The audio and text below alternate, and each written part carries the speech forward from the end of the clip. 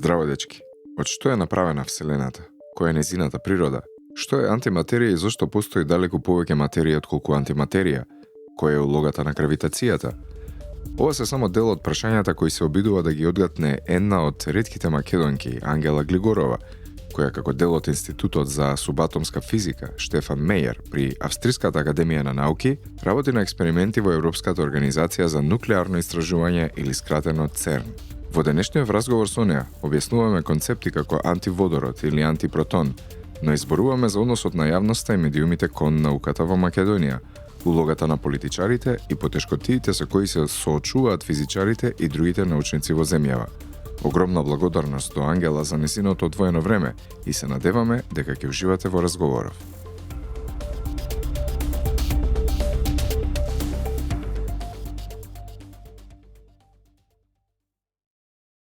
Здраво Ангела и фала што одвои време да се приклучиш кон подкастот Наука за сите.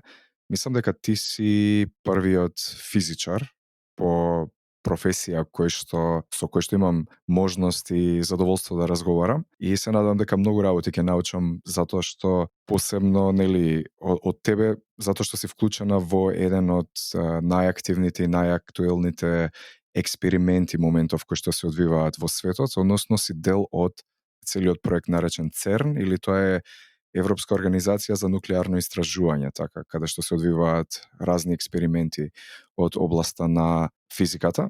Најпрво би те запрашал, да едно кратко само представување, да ни кажеш која си, што си, како дојде до тамо и повели, представи се.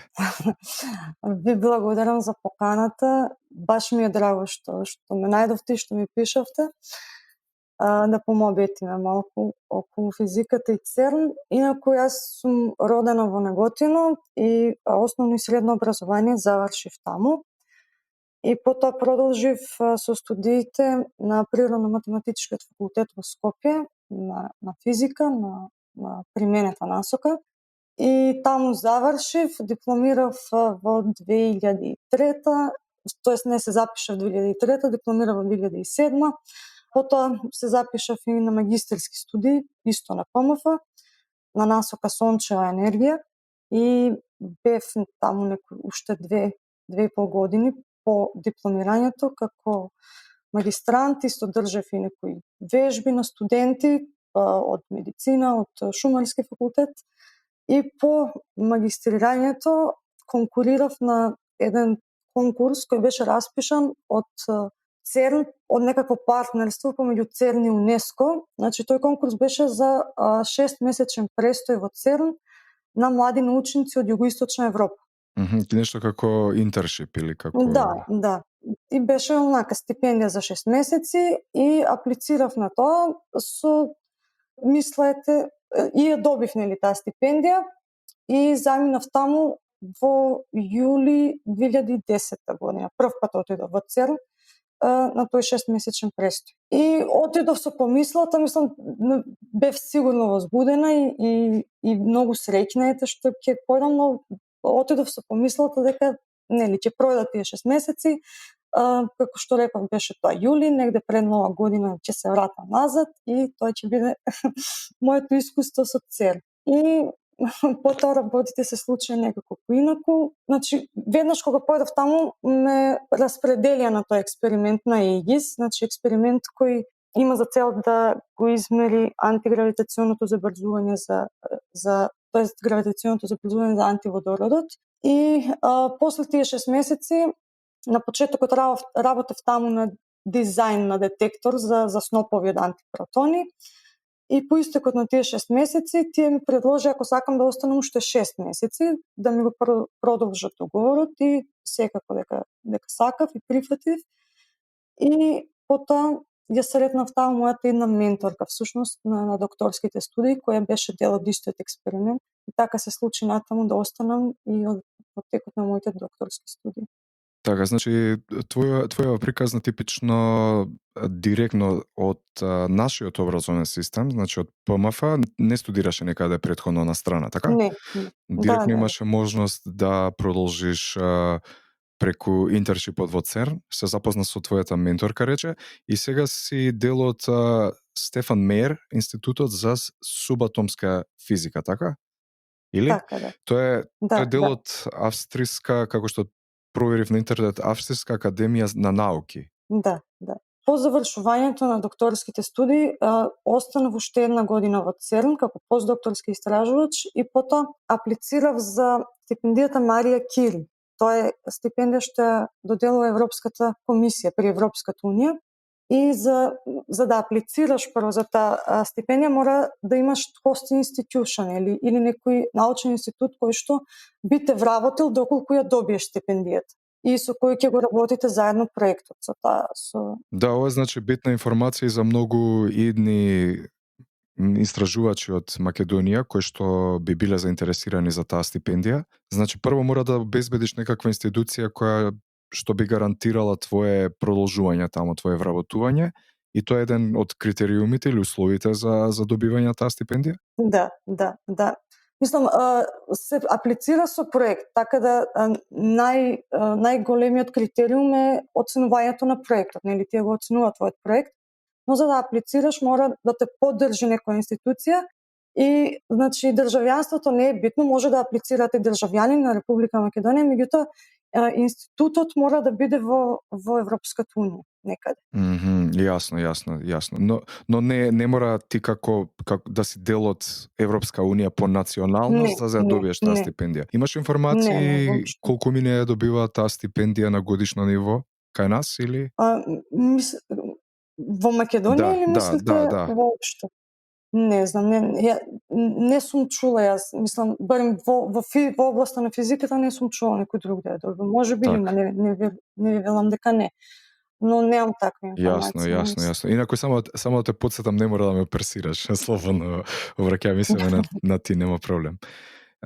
Еве вака сега, значи сега се наоѓаш моментално во која земја? Дали си во Швајцарија или во Австрија? Значи јас живеам во Виена. Во Виена си, официјално, нели, да, овде живеам. Меѓутоа, двата експерименти на кои работам, и ЕИГИС и овој вториот Азакуза, кон кој се вклучив кога почнав да работам во Виена, се во ЦЕРН, така да многу често патувам и кога има особено оние снопови од антипротони кога ги доставуваат, нели, од ЦЕРН, имаме одреден период во годината кога ги правиме мерењата и тогаш мора да се биде таму. Така. Сега имам милион прашања околу тоа, наистина една нова интересна, да речеме, област во физиката се отвори со самото воспоставување, нели, на ЦЕРН. Мислам, кој е фокусот генерално на ЦЕРН, нели, оние се проучуваат честички? Да. Па да, мислам, според името, нели, тој е Европски центар за нуклеарни истражувања, така да во таа насока е најмногу. Секако светски најпознат проект во ЦЕРН е големиот хадронски судилач или the Large Hadron Collider. И инаку ЦЕРН генерално се бави со, нели, фундаментална наука, односно експериментите се стремат кон тоа да одговорат некои најосновни прашања како, нели, зошто постоиме или како настанал светот, од каде потекнала цела материја и се она што го гледаме. Так. И во таа насока се уствари истражувањата, нели, ЛХЦ беше изграден всушност за да се доближиме повеќе до тоа како настанал светот. Да, а што се хадрони? Што е хадрон во суштина? Хадрони се тешки честици, фактично. Аха. Лептони и хадрони. Значи целиот помасивни честици. концепт, значи оној главен концепт на ЦЕРН и, нели, големиот хадронски судирач е да се земат одредени честички, да се забрзаат, односно да се стават во движење, да се судрат, нели, еден сноп оди од една страна, друг сноп оди од друга страна и практично се прави една колизија, еден судир помеѓу тие честички, и при таа колизија се ослободуваат и енергија и некои си други поситни, ако може така да се каже, или помали компоненти на тие честички, и преку анализата на тие судири практично ние дознаваме за она што се нарекува, нели, основната градба на физичката реалност. Може да ни кажеш нешто Да. повеќе во таа насока? Да, бидејќи нели според Big Bang теории светот настанал при таа голема експлозија, односно се ослободило тоа големо количество на енергија од кое што подоцна настанале нели сите честици, прво елементарни, па потоа се фузирале во поголеми честици, па во атомски јадри и така натаму.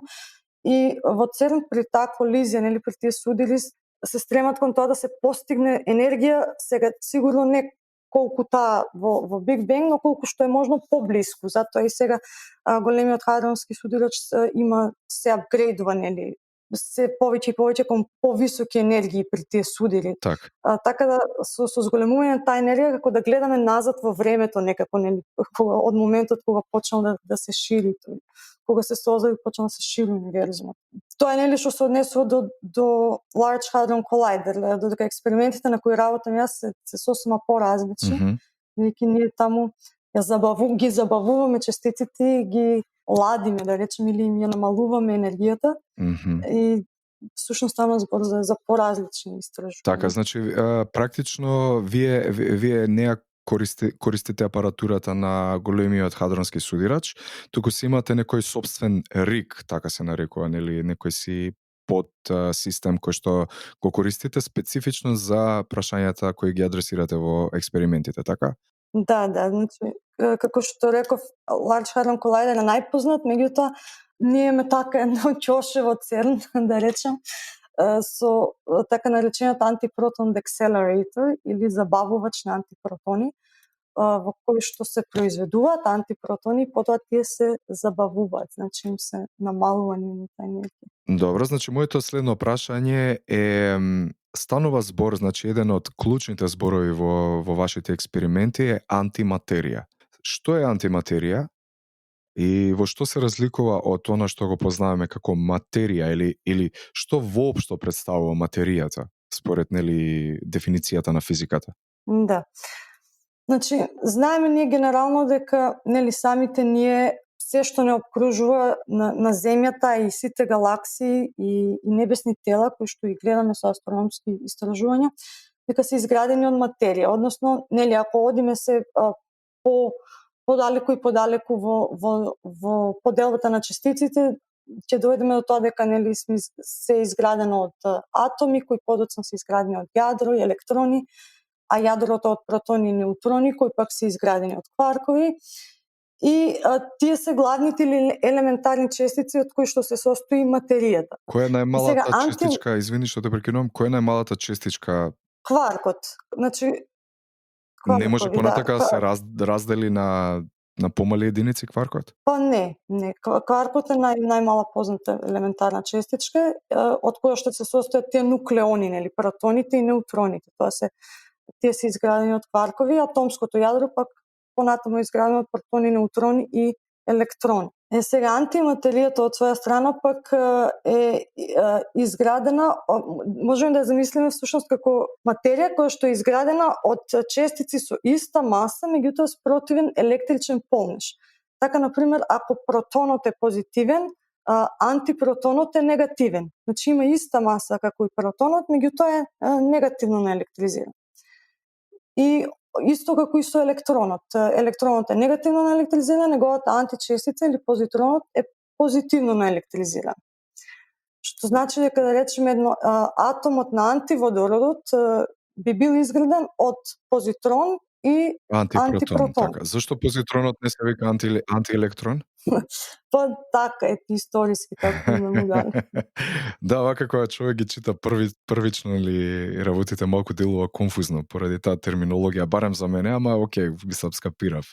Инаку водородот е најосновниот елемент така во системот на во периодниот систем, така, кој што се состои од еден електрон и еден протон. И затоа тие негови особености практично се, бидејќи е наједноставен нели елемент, практично е најдобар кандидат за истражување и за создавање на антиводород, односно на антиматерија, токму затоа што е наједноставен по конструкција, така? И затоа Така, претпоставам и затоа да. го имате избрано како модел во вашата работа. Да, да. Прво, затоа што и водородот, нели, како атом, сите мерења, многу има, постојат многу спектроскопски мерења, значи сите тие фреквенции на премини во водородот како таков се измерени до голема точност. А потоа бидејќи ние антиматеријата ја синтетизираме во лабораторија, значи таа не е достапна. Не можеме да ја По најдеме природен пат, некаде. така. Мгм. Да. Ние мора антиводород да го направиме. Значи во експериментот ние прво го создаваме антиводород, па потоа ги истражуваме неговите својства. И засега тој е единствениот антиатом кој што е синтетизиран во лабораторија. Значи вие сте произведувачи на антиматерија. Да. Многу интересно. Сега една работа кога ми ги испрати трудовите, ги разгледав, се обидов да разберам што е можда повеќе. Една работа едно прашање кое што ми излезе во глава е како некој проучува антиматерија со алатки направени од материја. Кога знаеме дека нели кога антиматерија и материја доаѓаат во контакт една со друга, тие тежнат да се анихилираат. Хилираат, да. Па затоа и нашите експерименти се доста тешки, нели, за реализација. Второ, нели, немаме ни апаратура направена од антиматерија. Меѓутоа, сите тие експерименти се прават во висок вакуум. Значи, мора да се евакуираат тие цевки во кои што се синтетизира, нели, антиводородот, во висок вакуум, така што да се остават што е можно помалку честици, нели, внатре, со кои антиводородот би се Честички на судрил и материја, така? Да, на воздух, да речеме, да. Тоа се оние замки кои што се спомнуваат во вашите трудови, кои што се дизајнираат, Да. се специјално дизајнирани, кои што се евакуирани од материја, од било какви честички, нели, еве како што велиш на воздух, со цел да направат една средина каде што до некој степен во одредено, нели, со одредено ограничување во време, антиматеријата може да се задржи доволно долго за да вие можете да ја проучувате, така? Така, да. Колку долго може да опстои антиматеријата пред, нели, да исчезне, пред да се анихилира? Да, значи за честици, например, како што се антипротонот, спрема CPT теоремата, да речеме, нели, која што се однесува на charge parity и time conjugation, антипротонот како и протонот би требало да живее неограничено долго. И меѓутоа во нашите експерименти тоа зависи најмногу од тоа колку е добар вакуумот, нели, до кој степен може да се евакуират частиците од тие стапици, да речеме. Така да имавме ние експеримент пред 2 години каде што луѓето еден од експериментите успеа да ги задржи антипротоните цела година, мислам, дека повеќе од 365 дена. Цела година. Мислам, кога ќе размисли човек на субатомско ниво, мислам на тие временски рамки кои што се однесуваат на субатомско време, мислам година дена е цела вечност. Навистина, вау. Им славеа и роден ден, да. Вау, браво, неверојатно. И дали ги истражувате честичките на антиматеријата по истиот принцип како и големиот хадронски судирач, преку судирање на истите, или? Не.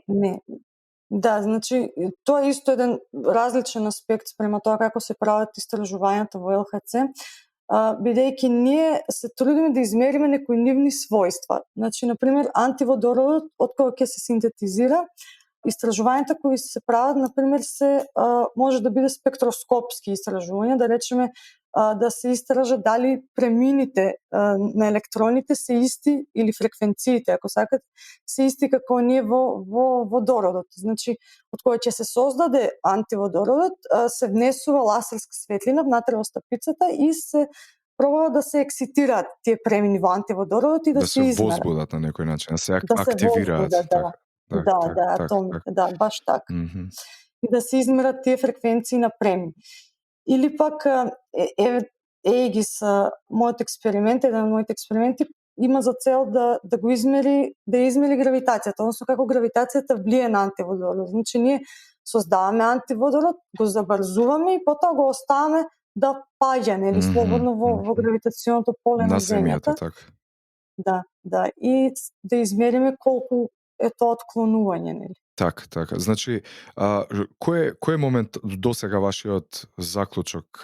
Дали гравитацијата делува на ист начин како што делува, нели, на материјата, или има некои разлики суптилни? Не е измерено уште, значи Уште е во постојат тек. разни теории, да, уште е во тек, и тоа не само нашиот експеримент, постојат уште 2 експерименти во ЦЕРН кои што исто се надпреваруваат, да речем, кој прв, нели, ќе измери како гравитацијата влијае на антиматеријата, но се уште, значи, не експерименталниот резултат отсуствува. И особено затоа што во следните 2 години нема снопови во ЦЕРН, значи нема никакви честици, затоа што се прави апгрейд на ЛХЦ на неговите детектори, така да 2019-2020 нема Нема такви истражувања. активности, значи. Да, нема нови мерења, се анализираат оние од претходните години, и 2021 ќе имаме повторно снопови од разни честици, па и антипротони, и очекуваме и се надеваме, нели, дека за 2-3 години ќе дојдеме до резултат. Така. Баш со нетрпение ве очекуваме да дознаеме како делува гравитацијата на антиматеријата. Сега, во однос на анализата на податоци, претпоставам дека вашите експерименти создаваат огромен број на податоци, се работи сепак за честички. На кој начин ги, нели, складирате? На кој начин ги анализирате? Колку време ви е потребно? Какви анализи всушност се вршат на нив, компјутерска моќ и така натаму, околу во однос на анализата на податоците? Можеш да ни објасниш како оди тоа? Да, па добро, може малку ќе ве разочарам. Мислам, споредно спрема ЛХЦ ние и не произведуваме толку многу податоци, нели, обем на податоци, и обично ги складираме локално, значи имаме неколку компјутери на кои ги складираме, или сервери, тие податоци. Се обработуваат со најразлични методи на анализа, во зависност од тоа, нели, што е измерено и што треба да се, што е крајниот резултат до кој треба да се дојде. На пример, за антиводород ние сега уште сме во фаза каде што го создаваме, нели, антиводородот, и имаме детектор околу тие стапици кои што се состои од сцинтилатори. И кога антиводородот од кој ќе се создаде, тој е, нели, електрично неутрален и не е повеќе заробен во тие стапици како што се антипротоните, така да си патува до да речеме до тие стапици и се анихилира на самата електрода таму. И потоа создава некаков сигнал, нели, 3 до 4 честици, да речеме, од таа анихилација стигаат до тие сцинтилатори кои што се наоѓаат околу стапицата. Тие честички се честички на антиматерија? Не, значи кога во зависност од тоа која честица со која античестица се анихилира, се создаваат различни продукти. На пример, електронот и протонот кога се анихилираат, се ослободуваат гама зраци. Значи 2 гама зраци колинеарни. Меѓутоа, протонот и антипротонот, тоа се многу потешки честици, и кога тие се анихилираат, се создаваат така наречени пайонс. Честици. Но тоа се честици на материја. Значи, според врсостова на доказите, на индиректните показатели, всушност вие сте способни да ги измерите особеностите на антиматеријата. Тоа е како вие сте еден вид на нуклеарни форензичари, на некој начин ги гледате онака доказите откако нешто ќе се случи. После тоа индиректно, значи го мерите овој феномен. Да, баш така. Методите во најголем дел се деструктивни, односно, нели, мора да го уништиме на некој начин или да го анихилираме антиводородот, па потоа да видиме каде и како. Кажи ми, антиводородот се пие или не се пие? Ние создаваме толку малку, мислам, негде прочитав скоро податок дека во целокупната работа на тој забавочни антипротони кои што работи скоро 20 години се создадени некаде околу 1 до 2 нанограми на антиматерија.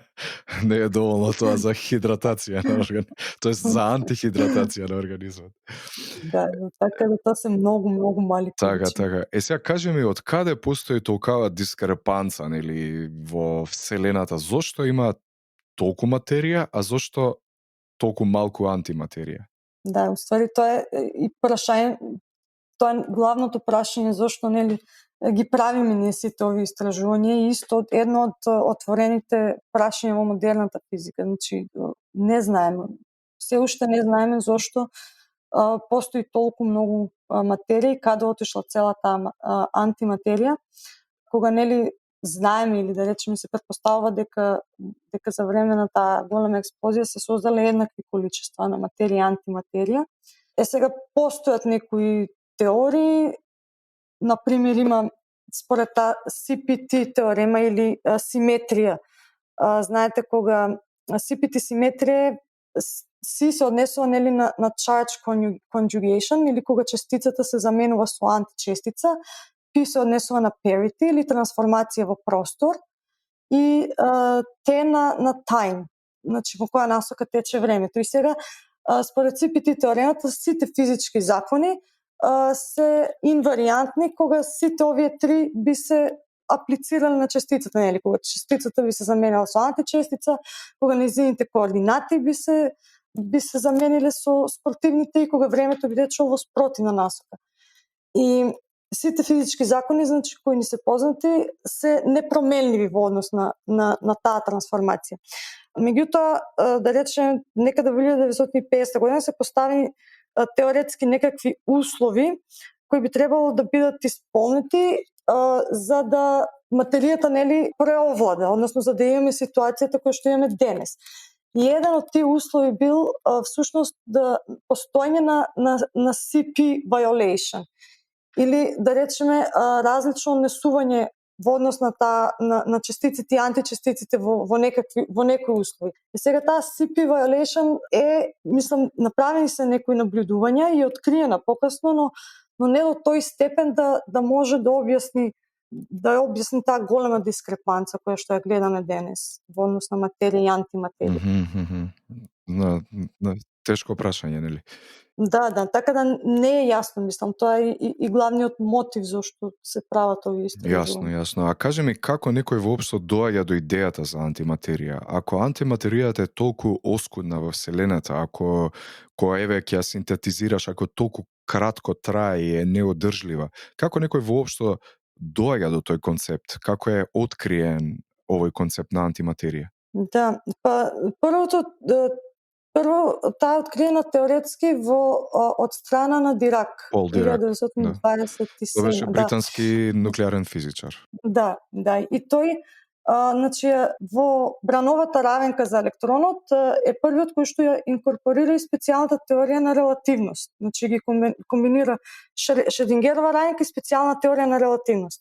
И при решавањето на таа Шредингерова равенка добива решенија кои што, значи едните решенија ги добива за електронот, меѓутоа добива и две решенија со, да речеме, негативна енергија, кои што не им било јасно тогаш на времето, нели, што значи тоа. Да. Што значат тие плюс две решенија кои што ги добили. Тоа е нешто како, нели, квадратен корен. Бројот 4 може да се добие од 2 на квадрат и минус 2 на квадрат. Значи и двете решенија даваат ист одговор? Исто, да. И сметале прво дека другите решенија немаат физичко значење. Меѓутоа подоцна, неколку години подоцна, 32 мислам дека се е откриен позитронот и тоа при мерење на космички зраци, значи при детекција на космички зраци е откриен позитронот и тогаш му е дадено уствари тоа има антиелектрон, не антиелектрон, туку позитрон, бидејќи позитивен, а има иста маса со електронот и од тука доаѓа уствари целата идеја дека секоја честица може да има своја античестица и така подоцна антипротонот и антинеутронот се откриени во така наречениот беватрон во Соединетите Американски држави во 50-тите години. минатиот век. Зошто е потребно да се забават тие честички во вашите експерименти? За да купите повеќе време? И ако е тоа одговорот, на кој начин успевате да ги забавите тие честички, односно со како вид на брзина се движат, со дали тие атоми се движат со некоја брзина на светлината или приближно на светлината, па или и мислам направиме една слика затоа што малку ми е така, сакам да го визуализирам тој процес. Да. Значи ги забавуваме пред се затоа што кога се бавни се манипулираат подобро, нели, честиците, кога се еве да почнеме да го објаснам целиот процес на пример на создавање на антипротони во антипротонскиот декцелератор. Прво се започнува со високоенергетски протони. Значи антипротоните ги добиваме на тој начин што високоенергетски протони се судираат со некаков метал, на пример мета од бакар. И при тој судир на високоенергетски протони со некаква веројатност од да речеме не знам 10 на минус четврт или некако така, се создава еден од таа енергија се создава еден пар на протон и антипротон. 10 на минус четврта е 0,301, така му доаѓа? Да. Тоа уствари значи дека за да добиете еден антипротон треба да судите 10.000 протони. Протони. Веројатноста се добие еден од 10.000 е таа. Ете така. Да. Значи на 10.000 еден ќе добиете, на 10.000 судрени протони би добиле еден антипротон. Так. И тие кога се создаваат се движат со голема брзина, блиска дури до онаа на светлината, тие антипротони, кога се создаваат. И потоа за да се манипулираат уште повеќе, нели, за да се направи антиводород, бидејќи за да се создаде антиводород, тоа значи дека антипротонот треба некако, нели, да се фузира со позитронот, нели така, да се судрат тие некако па да се слепат, нели, ако можеме така да кажем. И сега таа веројатност да се судри антипротонот со електронот секако дека е поголема кога и двете честици се побавни, нели, кога се движат некако бавно.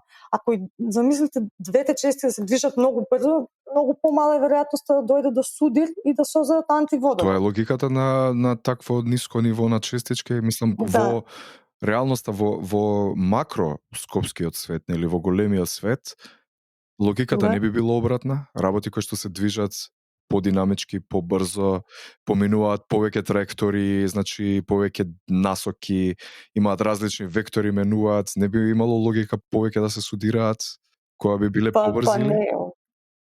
Не, мора да се повеме, бидејќи тогаш cross-section или она што го викаме, веројатноста да се судрат е поголема, мислам, така е.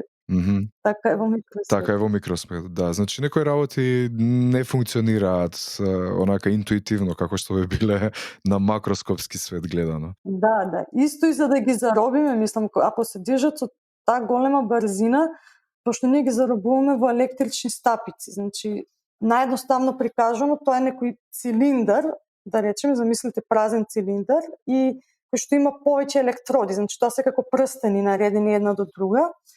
И сега се креваат последните две на некој потенцијал, например се стават на 10 киловолти, да речеме, на минус 10 киловолти, антипротоните внатре осцилираат бидејќи се негативно наелектризирани, така помеѓу двете електроди осцилираат меѓу нив, не може да излезат, нели, на тој начин се заробени.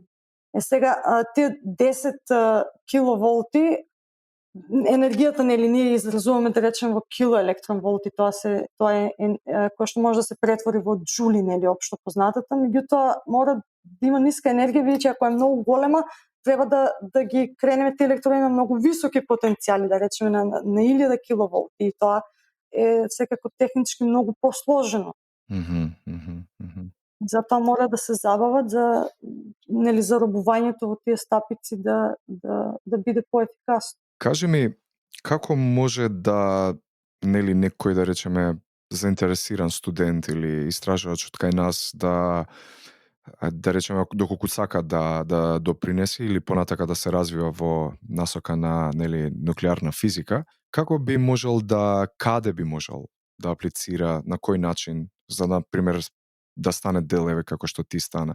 Знам дека спомна како ти стигна до тоа, но дали работите се променети, кој би бил природниот пат, нели, за еден таков заинтересиран човек? Да, па за конкретно во ЦЕРН има summer student програми, многу студенти од кај нас беа, мислам, јас сум во последните 10 години додека сум таму, речиси секое лето има студенти од кај нас што доаѓаат и учествуваат на таа програма.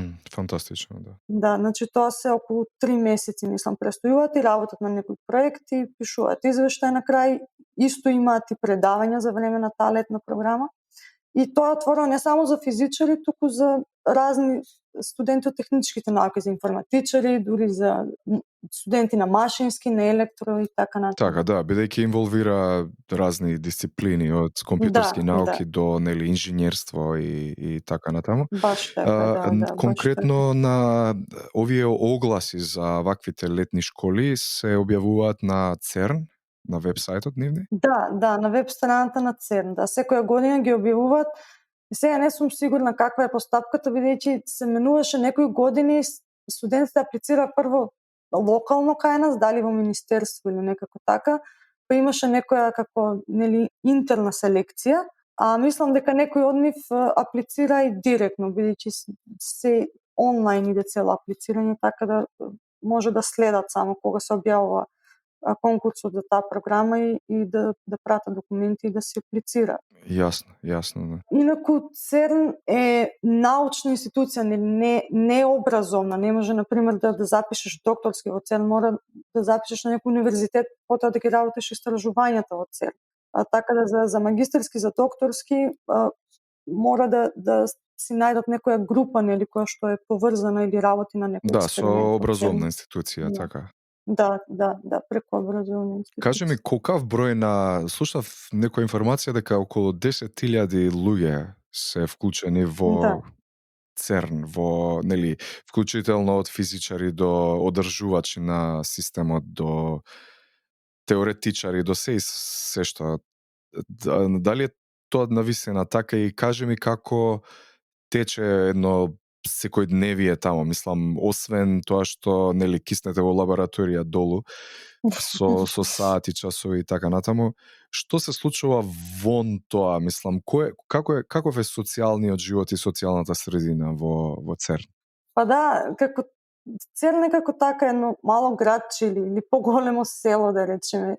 И на вистина има околу 10.000 луѓе, меѓутоа мислам дека само околу 2.000 или 2.500 се директно вработени во ЦЕРН. Останатите се докторанти, постдокторанти, истражувачи од разни универзитети кои доаѓаат на престој на месец, на неколку месеци, на неколку години, зависи. Значи само околу 2.000 се оние стални, нели да речеме, или permanent staff во ЦЕРН, а другите 8.000 се луѓе кои постојано се менуваат.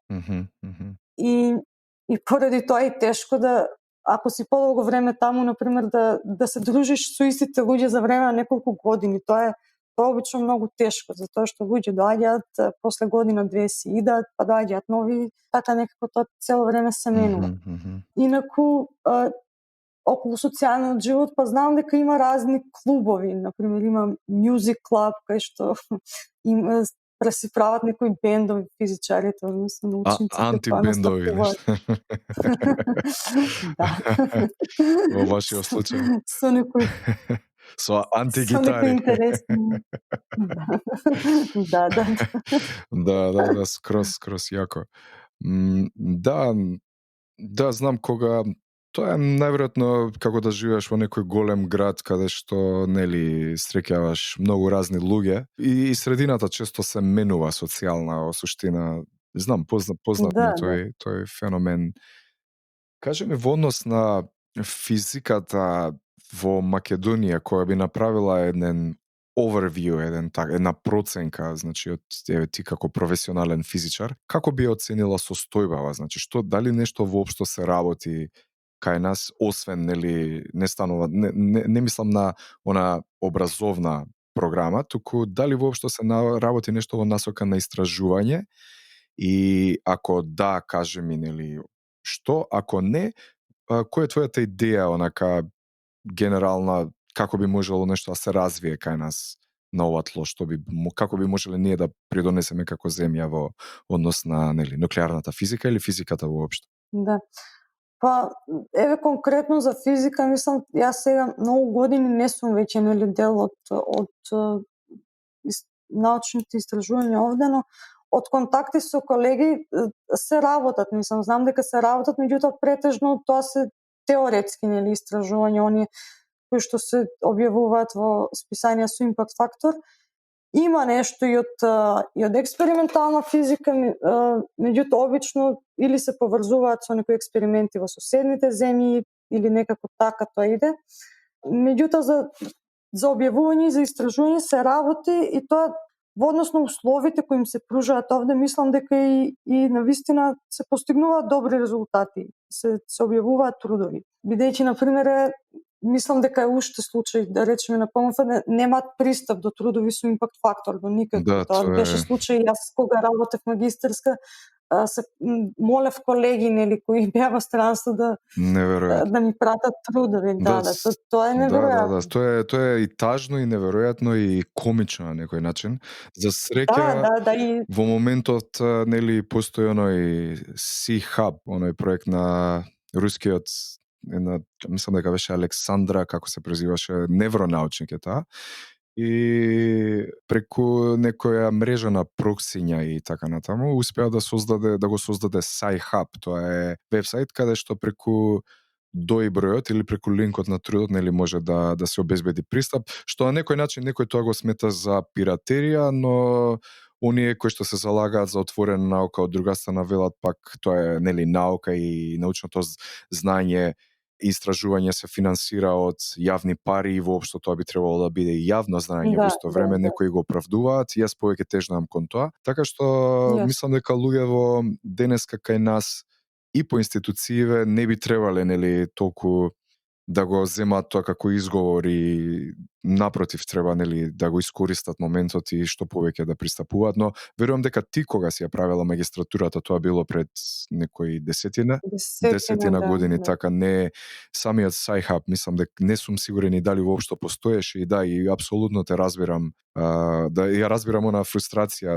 да сакаш нешто да прочиташ, а да не можеш да си го дозволиш, да. Или за конференции исто, мислам си од сопствени средства луѓе плаќаат да идат на конференции за котизации и слично, мислам тоа е незамисливо за мене. Да, тоа поразителни се бројките. Јас пред мислам дека година дена така ги гледав статистиките за колку тоа земјава одвојува за образование, за истражување и развој, така се вика, на R&D, Research and Development. Мислам дека просечниот процент на ниво на Европска Унија е 2% од буџетот, од GDP-то, или како на македонски, бруто домашниот производ. Од конкретната земја, значи 2% се одвојуваат на истражување и развој. Додека кај нас бројките беа некаде околу 0,22 до кај 44. Така што и тоа е на македонски буџет. Да се разбереме. Тоа се срамни средства, посебно за некоја земја која што претендира да биде нели членка на Европската Унија и така натаму, мислам, тоа е смешна бројка. Да, конкретно за ЦЕРН имаше, знам, и претходно некои напори. Еднаш потпишува баш во тој период кога прв пат појдов јас, се потпиша некаков договор за да станеме асоцијативна членка, но тој договор секако дека подразбираше некакви нели некакви парични средства да бидат одвојувани нели на годишно ниво од наша страна, така ние да партиципираме, да учествуваме во така, да. И тоа не знам, може да првата година некако пројде, меѓутоа после тоа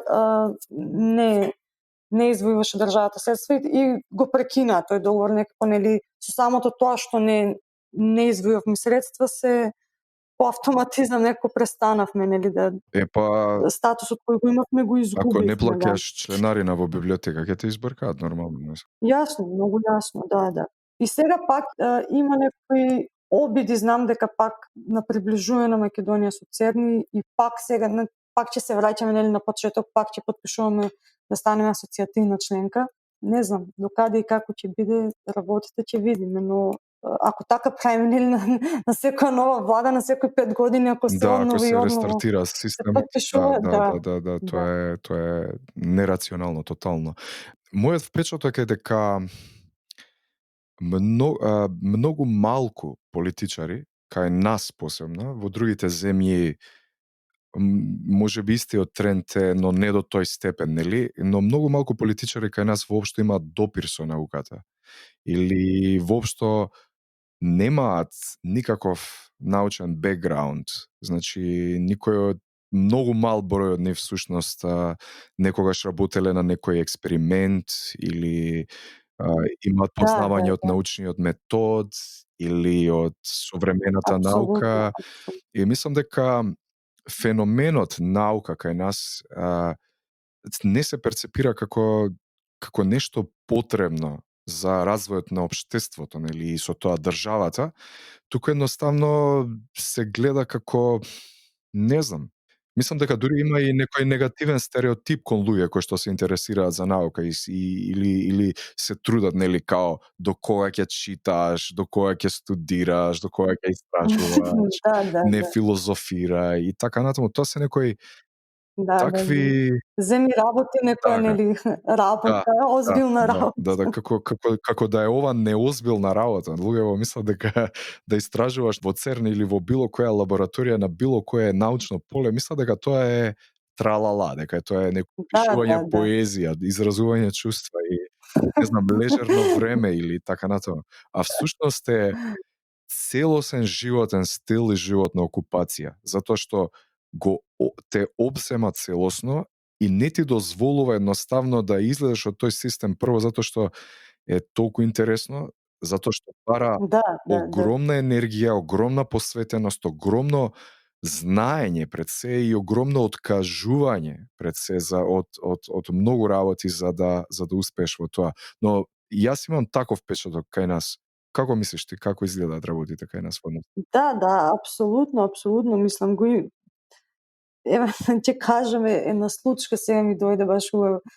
Кажа дека некако не се зема тоа сериозно или така се зема како некое хоби или во ЦЕРН имаше еден студент кој што има двојно државјанство имаше и сега да не именуваме еве, меѓутоа во посета беа и нашиот министер и министерот на другата земја. И кажува како министерот од другата земја го прашува нели што работи овде, што истражува, како може нели во таа земја да привлечат некои студенти да дојдат и тие да работат овде на истиот експеримент, такви работи, додека нашиот министер го прашал и па како се снајдете и тука? И му рекол овој па имам нели пасош од таа друга земја. Супер си се снашол, значи. Кај се продава бурек, дали има ајварче? Да. Да, пиото колку пари Верувај, е. значи, ништо не би ме изненадило, знаеш. Тоа е проблемот кај нас, што политичариве се мега звезди и Да, да. нивното постојано присуство во медиумите, значи, ги имаат воздигнато на некое ниво, каде што знаеш, во социјална психологија има еден познат истражувач, се вика Зајонс, се презива тоест, и можеби се чула, познат е по еден така наречен mere exposure ефект, се вика тоа. Тоа значи дека одредена работа, колку почесто ја гледаш, колку почесто ти се презентира, Да, толку да, да. тежнеш повеќе да ја засакуваш. Значи, тежнеш да се Така, фамилиаризираш со неа и така. мислам дека нивното постојано присуство во медиумите баш ги воздигнува на некој степен каде што всушност едноставно не се тоа што се тие луѓе кога ќе ги сретнеш во живо. И сите мои Да, интеракции и да, да. искуства со политичари и со такви луѓе на извршни функции, онака мокни луѓе во земјава, кога ќе седнете и онака разговарате за па дури за некој монденски онака прости секојдневни работи, човек ќе се изненади. Кој е Да, кој е нивото? Да, нивото и да, да. Кој е како нивото? овој Да, човек не да. разбира некои основни постаменти на функционирањето на или на општеството или на науката или на технологијата или фрапирачки е човече, а тие луѓе се Да, баш е во фрапирачки, позиција да. да одлучуваат за еднината на една земја, нели, за еднината на младите, за технологија, за развој на наука и неверојатно. Баш е, мислам и тоа коментиравме после и со колегата, мислам кој е нивото, знаеш, на министерот наш. Впрочем, едно од поентите зашто наука за сите постои е токму тоа, значи луѓето едноставно се доближи концептот на наука до пред се до младите, да сватат дека тоа не е нешто апстрактно, не е абстракција како што нашиот образовен систем и популарниот менталитет го дефинира. Значи тоа не е некоја филозофска абстракција на бладање на, не знам, Да, не е да. тоа уметнички израз, туку е многу сериозен домен кој што нуди иднина. Значи, кој што пред се науката има за цел, освен тоа да ја спознава реалноста и да ја проучува, има за цел и да помогне да се решат одредени проблеми. Тоест, најчесто помага да се решат проблемите во општеството. И Апсолутно, да. ако луѓето ја сватат науката како алатка за решавање на проблеми, односно ако ја сватат како применета наука пред се, мислам дека многу поинаку ќе се сватат работите. Значи, научното размислување, научниот приод кон решавање на проблемите ќе порасне и мислам дека тоа ќе вроди со далеку поголем бенефит. Апсолутно, но нели за решавање па дури на некои проблеми во општеството, со науката некако тоа не е инстант, нели, не е од денес за утре. Си има некој нели период на инкубација, па на истражување или како и да е. Кај нас некако тоа, не знам, се третира ко да немаат луѓето трпение за наука или не знам како да кажам. Ако не е ли инстант за една недела, тоа ако не се исплати или ако сега не откриеме нешто големо и ко да губи вредност или ко да не му се дава значење некако. Да, мислам дека на тоа гледаат као на некоја театарска представа, како некој магичарски трик, знаеш, ако нема Да, некој елемент на изненадување, ако не е онака инстантно задоволство, да. ако нема, мислам дека не се цени доволно. Да, инкрементална наука, не знам, ко да се нема трпение како општество, мислам, кај нас за нешто такво, нели, Да, после за да може човек да почне воопшто да ги перцепира тие трендови, тие феномени, првично мора да биде образован, мора свесно да пристапи кон тоа, затоа што ако гледаме нели еволуциски, ние сме сепак животни кои што еволуирале во средина на инстантно задоволство. Колку повеќе одредена награда, колку подоцна доаѓа таа награда, нели, од одредена активност, толку помалку ги асоцираме тие две работи едни со други од психолошки аспект и делува како да нема вредност. Впрочем, нели и оние познати истражувања кај мали деца, моќта да се воздржиш, односно да постпонираш, да одложиш одредено задоволство, се создава веќе во текот на 4-та, 5-та и 6-та година. Значи, после тие години, ние сме способни да ги контролираме тие импулси на инстантна гратификација, се вика, нели, уште. да. И претпоставувам дека тоа е посебна состојба на матурација на мозокот, што за жал кај нас многумина се уште се однесуваат инфантилно и не размислуваат подалеку во иднината и за сите нели вредности кои што може да се создаваат по овој пат. Да. Некако така се оди на тоа инстант, или што викаш нешто магично да се појави, да се реши сега така, наеднаш тоа и Да, не, знаеш како луѓето да се научени се да им биде изџвакано во некоја си забавна форма. плюс и тоа, Да има некоја си таква некоја, знаеш, кога имаш некоја емисија од типот на, не знам, некоја музичко забавна емисија со некој си фенси, не знам, гости, глупости, шминки, од типот на големиот брат, нели, нешто тој стил. Мм, да. Тој им го задржува вниманието на луѓето, нели, се прават глупости, зезанци, светлечко е све, не знам, И тук па исто и со политичарите, знаеш, луѓето се жалат, секој ден вака, онака, рад нема, ја мислам така да прекинат, не знам, неколку дена да нема политика на телевизија, мислам дека многу луѓе ќе се разочараат скроз да, да, да, абе, јас мислам дека ова не е ни политика, дневно ова брози е, забава. знаеш, политика се базира на политички теории, на Не мислам цел тој да, циркус баш околу е циркус, не е ни политиката, нели? политика, тоа е да е еден вид на масовна хипноза и забава, мислам, кој што Да, во кој да, што да. истовремено тие што ги имаат своите 5 минути, што се на власт, всушност ја користат таа масовна хипноза и делузија за да остварат своји некои си лични интереси, впрочем. Така што да, апсолутно. Многу Да, обвинувања и изнесов. мислам дека многу не, па не обвинување, али мислам дека и многу млади луѓе, еве и за наука конкретно, освен тоа што нели секако условите за напредок и за нели cutting edge science се многу подобри надвор, ама мислам дека еден од причините зошто така се решават и не само што се решават, него и сакаат да одат надвор од државата и така Да, таа целата. масовна нели состојба, психолошка состојба Да, на да, да, летаргичност, да, на да.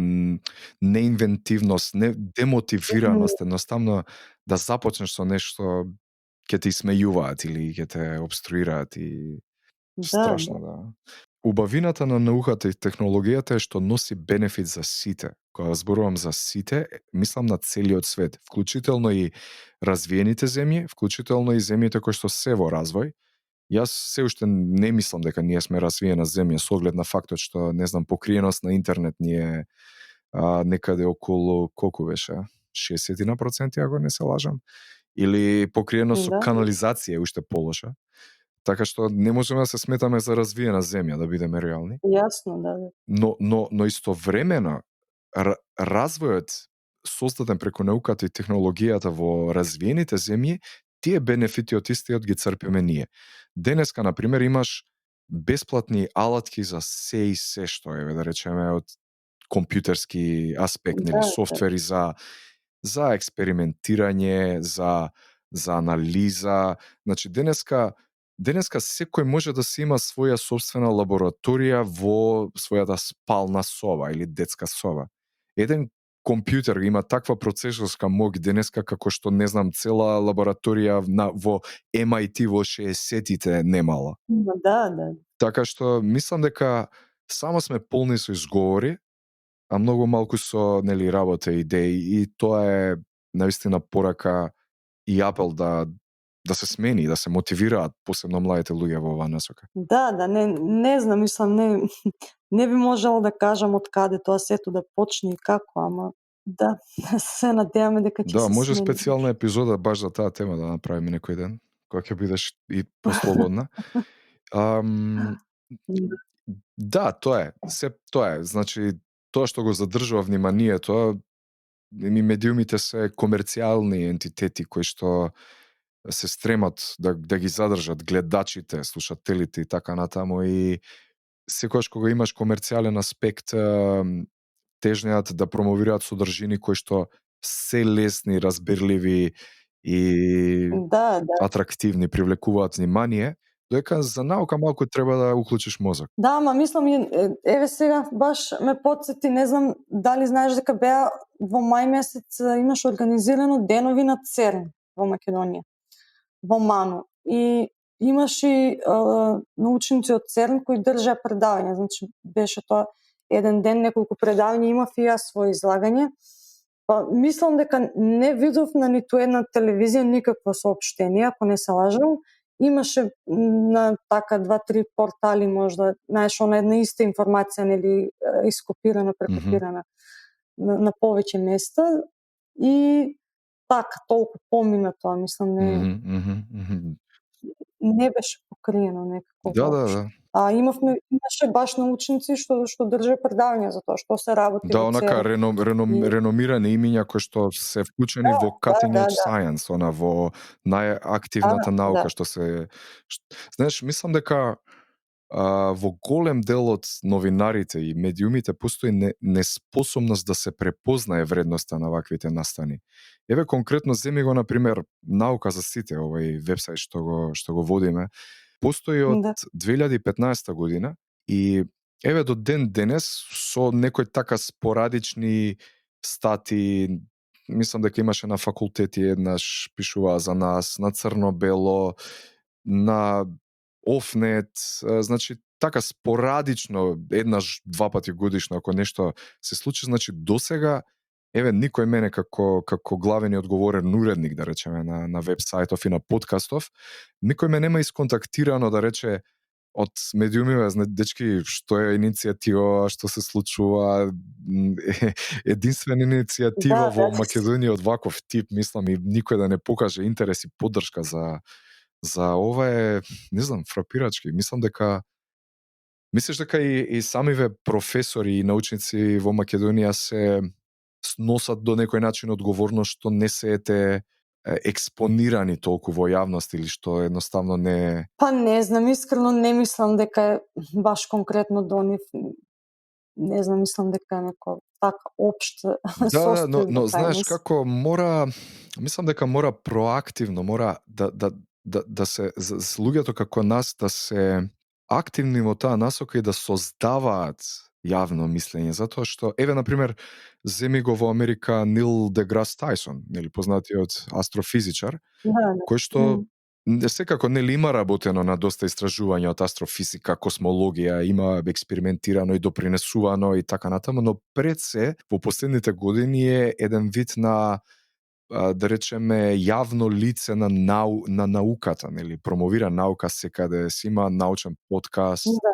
И мислам дека тоа допринесува во голем дел од во насока на тоа да се формира некаква јавна перцепција и интерес воопшто за овие теми. Мислиш дека тоа кај нас малку фали?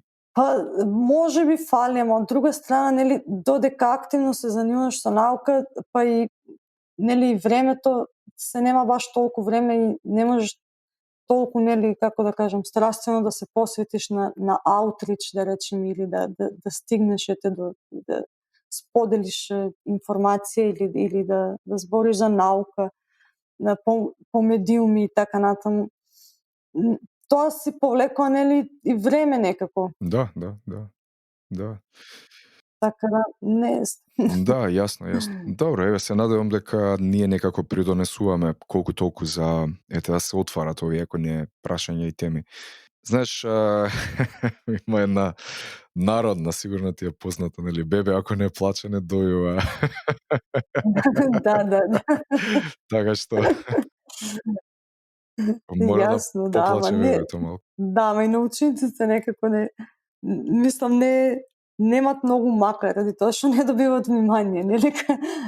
Као научници повеќе општеството страда заради тоа што, нели, луѓе не се толку запознаени или не упатени додека да научници.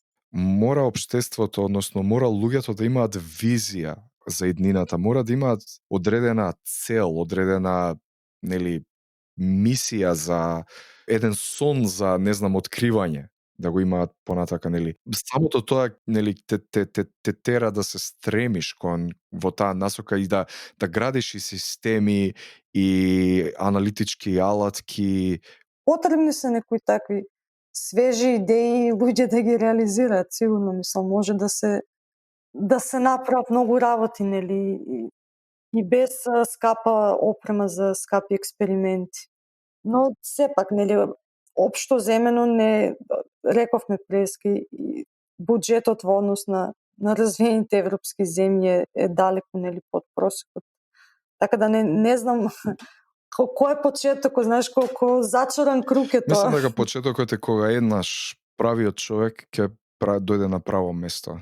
Можеби некогаш ќе имаме Да, најверојатно и таков некој министер или премиер кој што ќе размислува на овој начин, така што се надевам дека ќе имаме можност и ние да се реализираме. Ангела, фала ти. Мислам дека направивме супер муабет. Навистина е малку времето, нели, да се разговара за сите работи од нуклеарната физика и до, нели, политичкиот и социјалниот аспект на науката, но се надевам Да. дека повторно некогаш кога ќе имаш желба или време да одвоиш, може повторно да се слушаме и да разговараме на било која тема која што мислиш дека е релевантна и важна во моментот. Имаш отворена покана секогаш. Фала. Супер си поминав и јас, баш интересен Баш ми е мило и слободно ако некогаш имаш некаква идеја или пример на НЗС, мислам дека имаме многу малку теми од физика, значи како категорија. Ако некогаш случајно или ти или твоите колеги имаат некоја желба, може и да се преведе, можам јас да го преведам од англиски, например, ако некој сака да напише нешто. Слободно, значи Добро. контактирај ме, пиши ми, ќе објавиме или статија или било што, мислам, било што мислиш, ако имаш време. Да, важи. Јас сакам да напишам едно за бидејќи во последните години има така некои резултати за спектроскопски истражувања на антиводород од сите експерименти во ЦЕРН што се бават што истражуваат антиматерија во лабораторија.